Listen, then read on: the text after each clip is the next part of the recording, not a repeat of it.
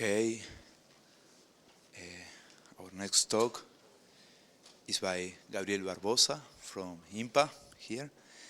He's going to talk about the unlikely intersections of singular foliations. Thank you.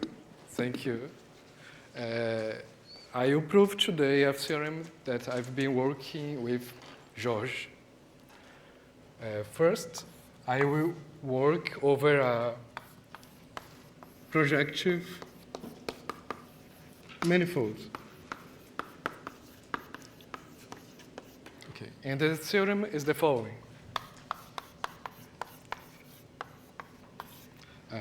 Let H be a family of Q plus 1, coordination 1, foliations on X such that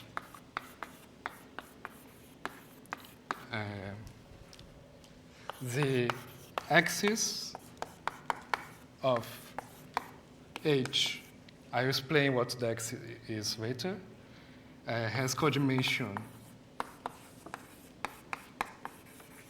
Q, and the axis of any proper subset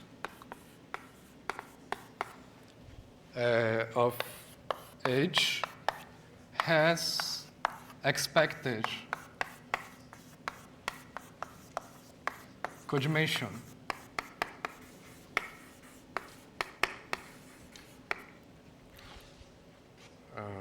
Okay, the conclusion is then every element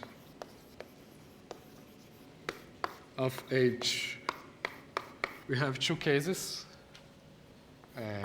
First, it admits a transversely projective structure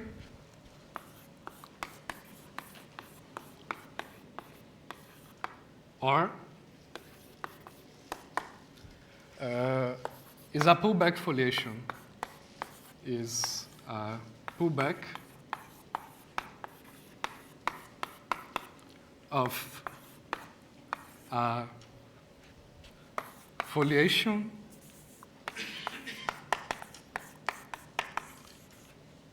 on a Q-fold.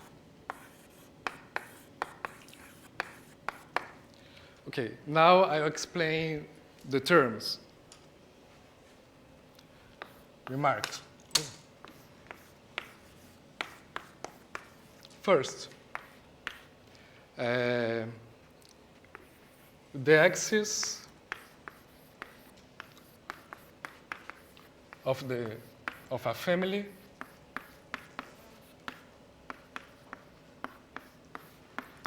is simply the foliation which is given by the intersection.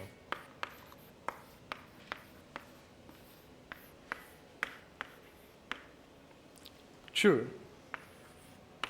instead of foliations, we could consider H as a family of one-forms. Omega Q plus 1. Family of rational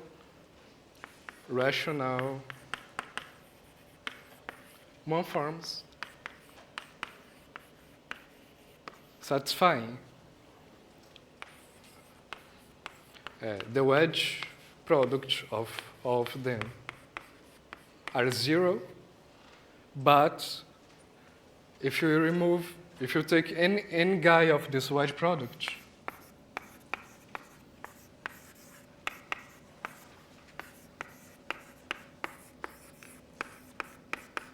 it's non-zero. It's precisely the two conditions of the statement. So we can we can assume that omega q plus 1 is the sum of the other ones. I mean, we can choose this omega q defined in the foliations, satisfying this property. So let's prove the theorem.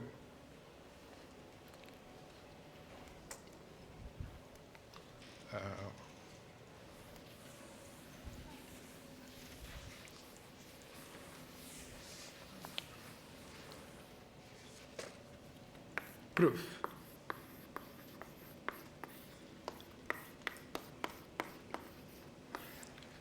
I'll denote by G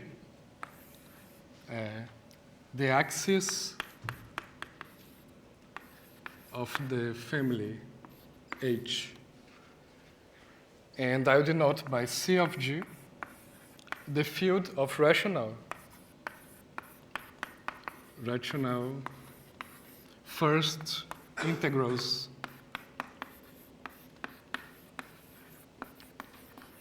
of G.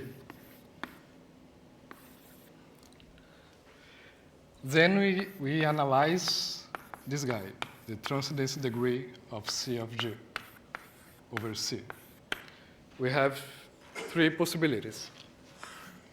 It can be 0, it can be the maximum possible with Q, and can be something in between.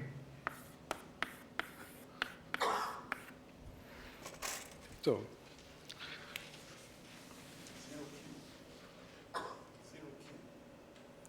zero, oh, thank you, 0Q. Okay, the easiest case is the last one.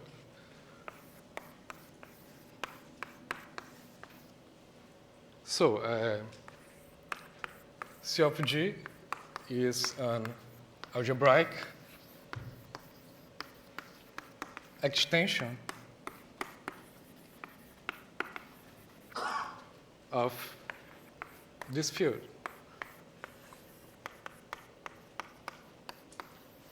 GQ. So we have a rational map.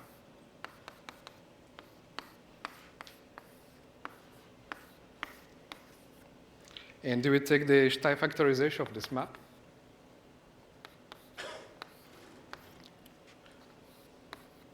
So this guy has also dimension Q. We call this phi. And we can, since phi has connected fibers, the foliations Fi will descend to Y. So for this case, we have the second conclusion of the theorem. So it's done. Now the case R. The second case, R. So C of G is an algebraic extension of this field. Now it's R here. Here is also R. And now we have that if we take F, any fiber of phi, we have that G restricted to the fiber has no first integrals. So the restriction of G of this fiber, we are ending up on this first case that I haven't proved yet. But let's pretend that I have proved it. So we have this is C. So the restrictions of the foliations admit a transversally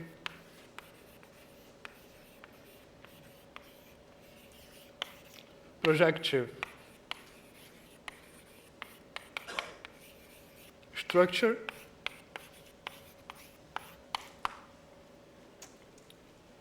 So we have a theorem. We know that there's a theorem of Pereira, Lohei, Tuzé, 2018, which says that if we have a dominant morphism with connected fibers and restricted to any fiber, a foliation has a transversally projective structure, we can get that Fi admits a transversally projective structure.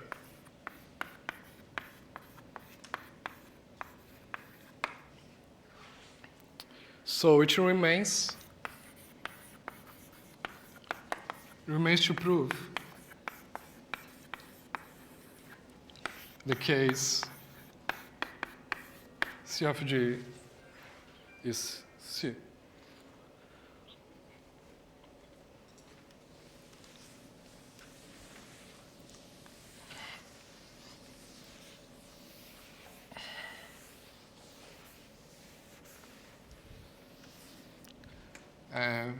To prove this, let's take a proposition. Let omega I be rational one forms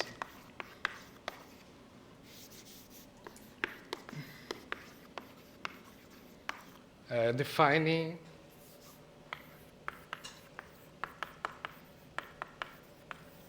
Fi such that we have the sum property, omega q. Then there exists one form rational, one form alpha on the leaves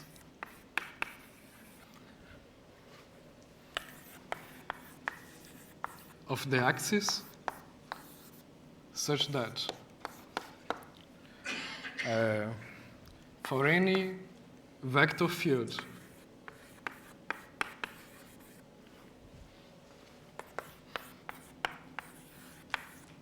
tangent to G, the Lie derivative of any of omega I is just alpha of V omega I.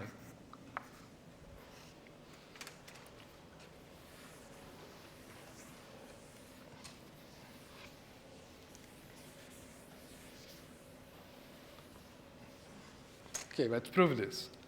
Proof.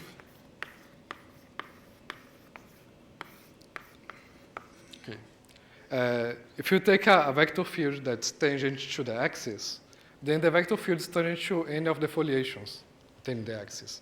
So omega I applied on V is 0.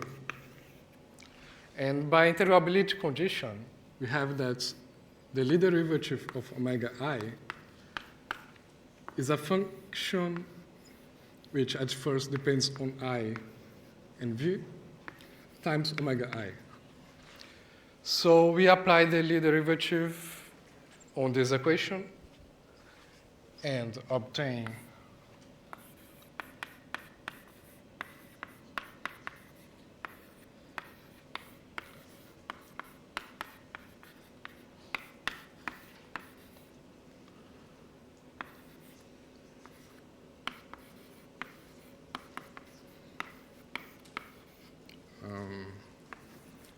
equals 0.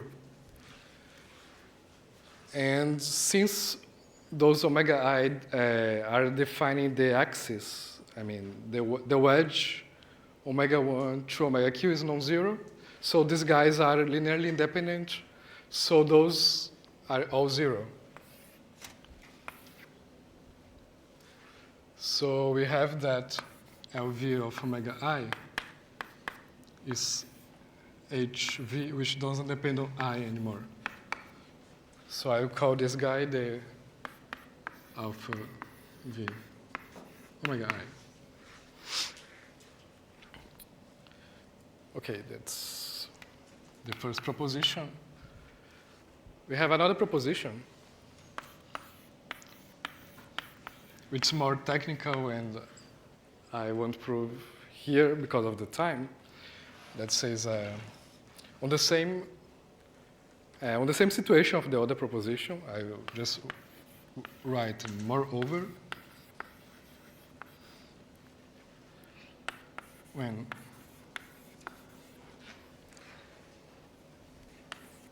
q is bigger than 3 and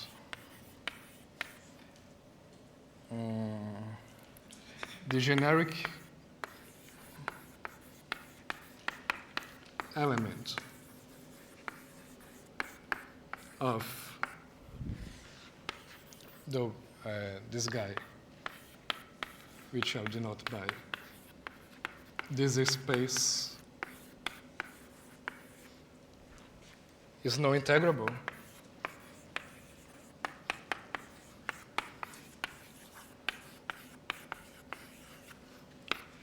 Then the alpha we found on the other is on the other proposition.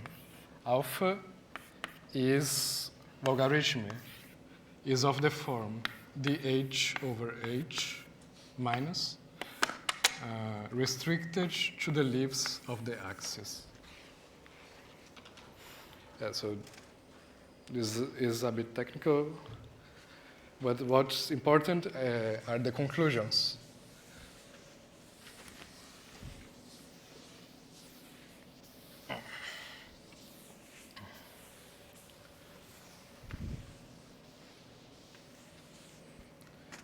So conclusions.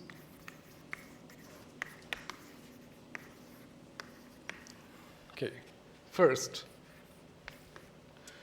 we can choose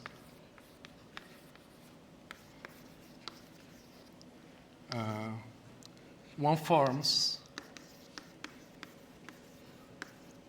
omega I such that for any form on this space,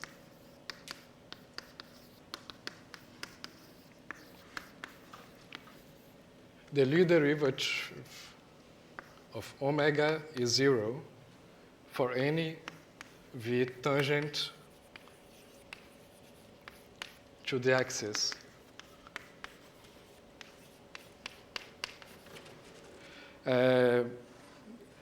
To get those forms, we just take the old vectors and multiply for this h we found.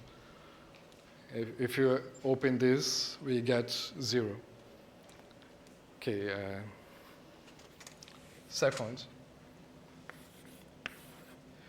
So since we have this, there exists rational rational functions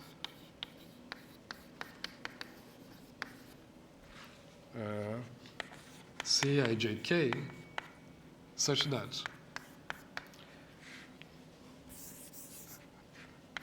if you take the derivative of any of those omega I, they can be seen as products of the other ones.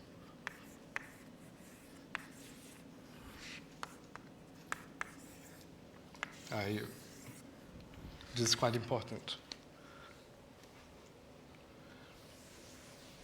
Okay.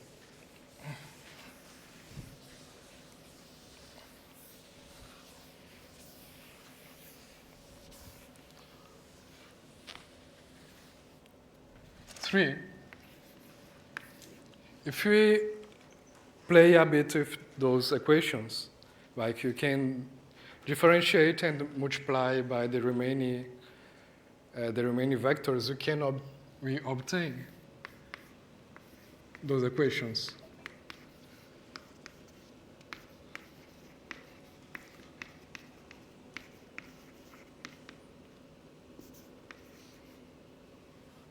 So this implies that C, ijk are first integrals of the axis. But by hypothesis, this guy is C, which is the case we are working with. So they are constant.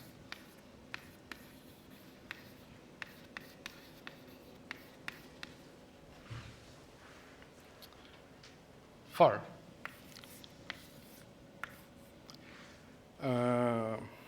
now we can consider rational sections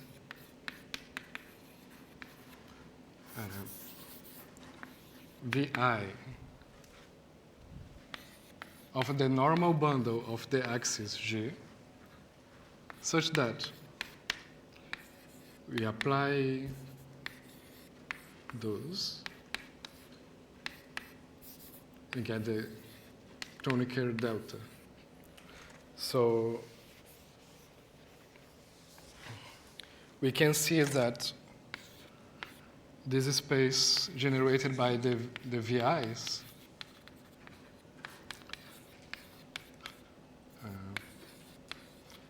as the dual of our W. Also, we have that this guy admits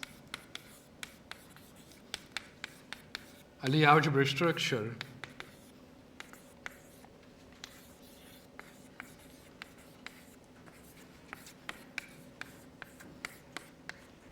and we compute the bracket using Cartan's formula. We use Cartan's formula and that other formula I've highlighted. So this is just minus 1/2 of Cijk Vk.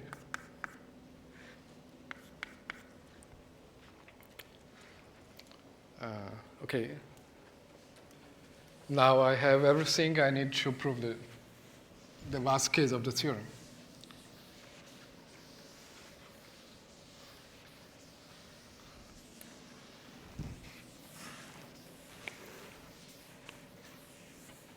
Okay. Proofs. Theorem. C of G is C. Okay, we take a foliation on the family given by one form on W. Then we have that W, we have that omega, because of the integrability equation, is equivalent to a codimension 1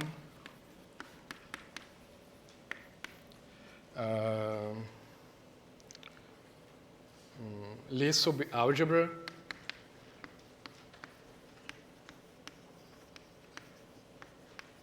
of the dual. Then we have Tit's theorem, which says that whenever we have a codimension 1 subalgebra of a finite dimensional Lie algebra over C, we have an ideal. There exists ideal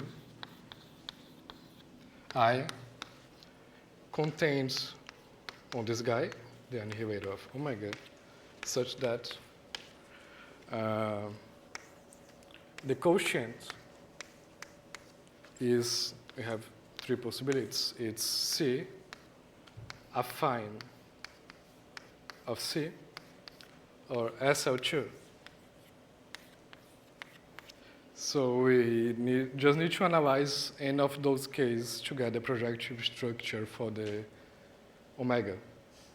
I'll do the second one, and because of time, and the other two as exercises.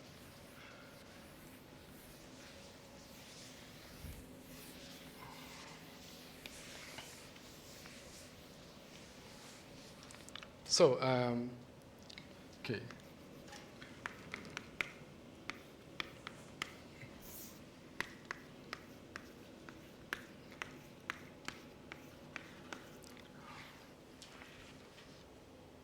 Okay, since I is an ideal, we have that omega is also in an iterator of I, and we have that the differential morphism, when we apply to this guy,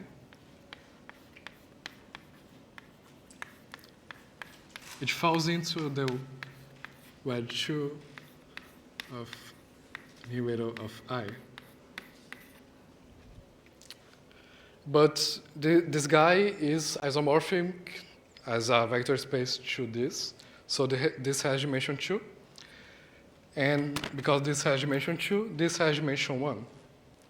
So the derivative morphism has a non-trivial kernel. So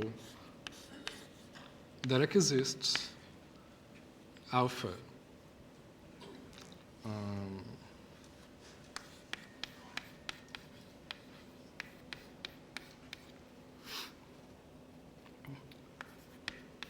such that the alpha is 0. And the omega is omega wedge alpha. And this is a projective, a transversally projective structure for. This is an affine. This is a transversally affine structure. In particular, this is a transversally projective structure for omega.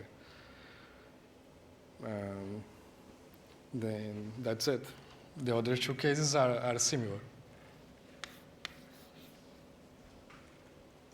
Thanks.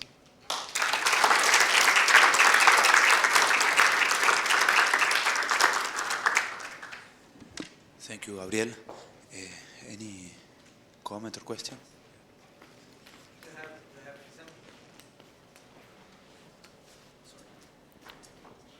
Yeah. Do you have some examples? Yeah. I have some general examples, not the explicit forms, but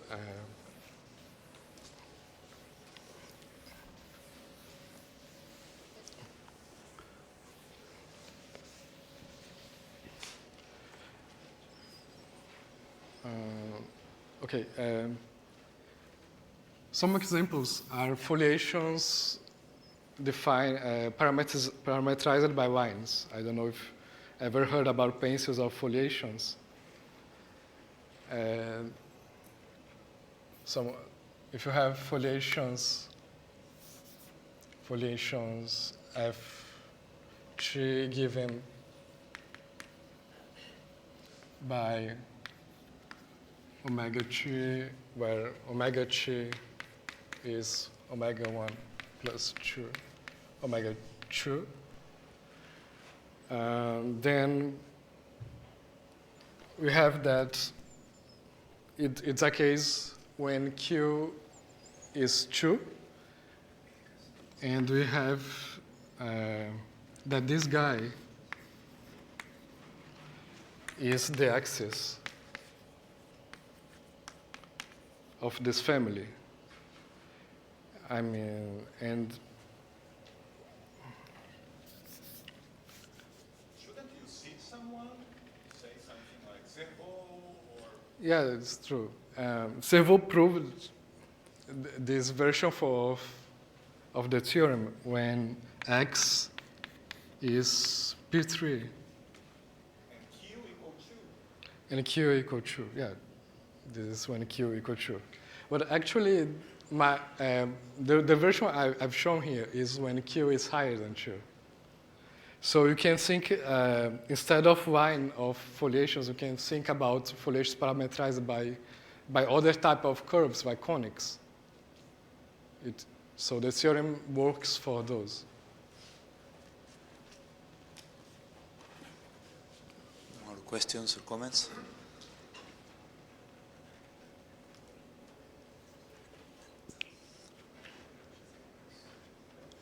Okay, well, if not, let's thank Gabriel again.